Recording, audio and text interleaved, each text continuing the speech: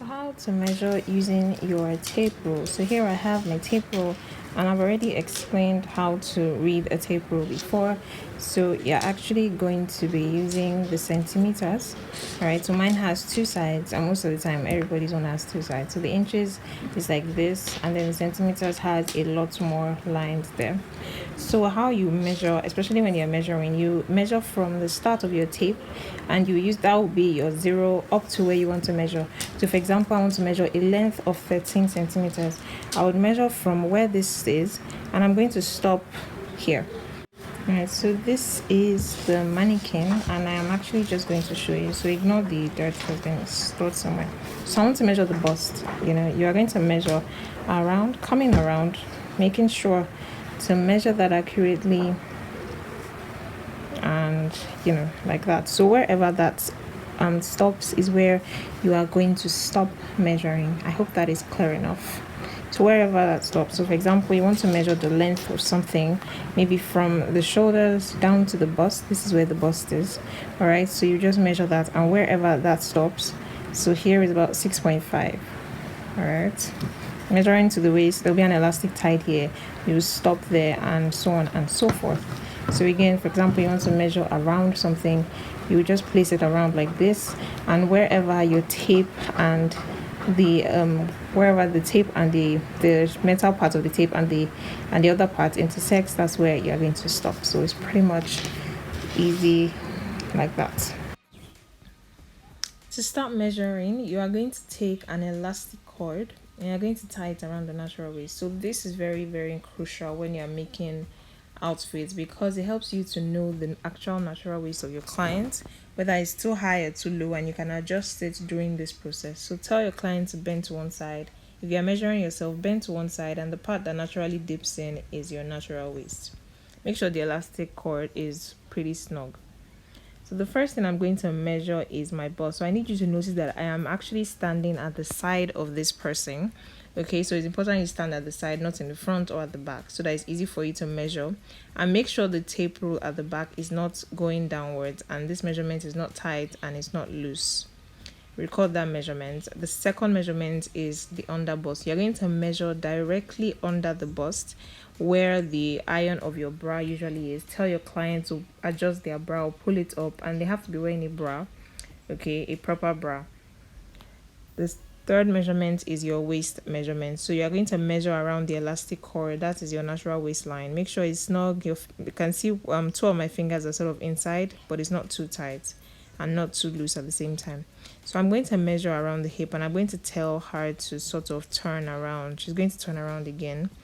And the reason is because I want to just show you what I'm going to do. So you're going to take this measurement up and down. I would not advise you to take it in one spot because it might not be accurate. Okay, so when you're working with the human body, lots of people have what they call double hip, dual hip. So where you think their hip is, that's the prominent part of the bum at the back, might not be where the hip bone actually is. Okay, so this is very, very important.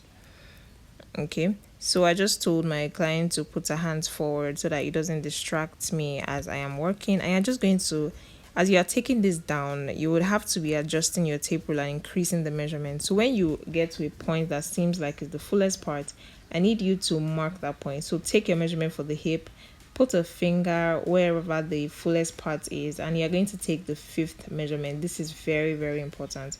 If you don't get the exact point where your hip is, it's going to affect you when you're working. So you're measuring from the natural waist to the hip. So I've told her to turn to the back, and I told her to bend her neck forward, and the prominent bone that shoots out at this point when she bends her head forward is the actual nape. So you can tell her to adjust, stand properly after you've gotten that point, and measure from the nape to the waist.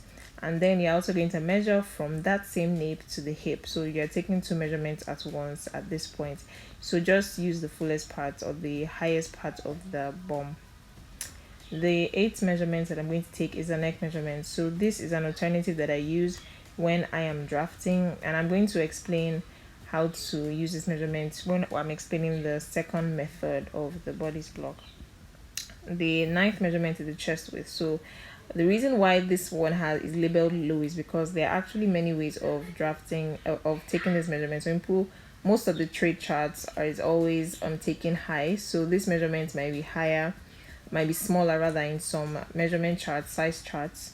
Okay, but this is the one that I actually use to draft this pattern. Okay, and it works pretty well for me.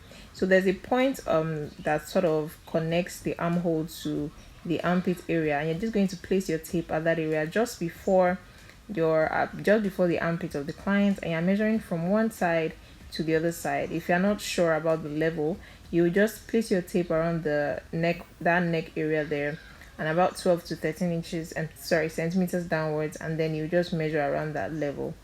Okay, so I hope this is clear. This measurement is very crucial. It affects whether the person will be able to move their arms or not.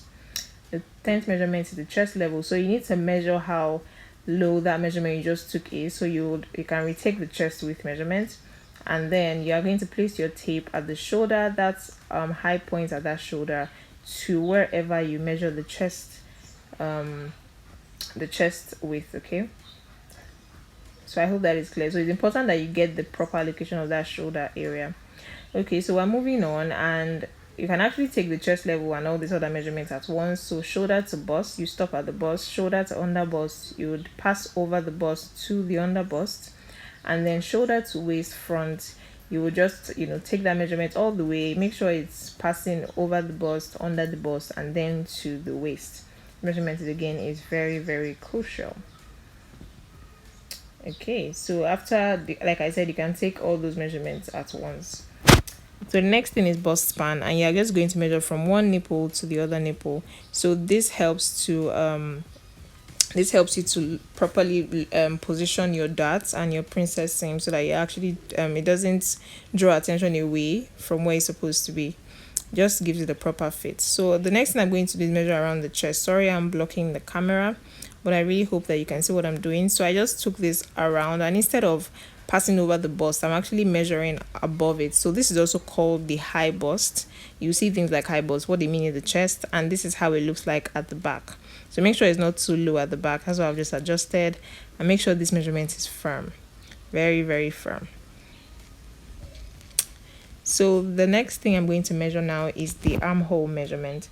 Now this measurement is you tell your client to put their hands on their hips or on their waist, and you will just measure around the armhole, making sure that it is firm. Make sure it's not tight. It's very important. You will have to make sure that your client is comfortable. Okay, the next one is shoulder to back. So you have to locate the shoulder bone around it. So you can't really see it because I had to roll up her sleeves to get this, but you're measuring from one shoulder point to the other shoulder point. There's a prominent bone at the edge of the shoulder, and you're just going to measure like that. The next thing is the shoulder length. You are measuring from that shoulder, the intersection between the shoulder and the neck at that point there that I'm pointing at, up to that shoulder bone that I talked about earlier. Okay, and that is your shoulder length. Again, please make sure this measurement is taken accurately. So the last one is your back width. You're measuring at the back, just the way I'm measuring. Make sure you locate the armhole area. Okay, I measure from one side to the other.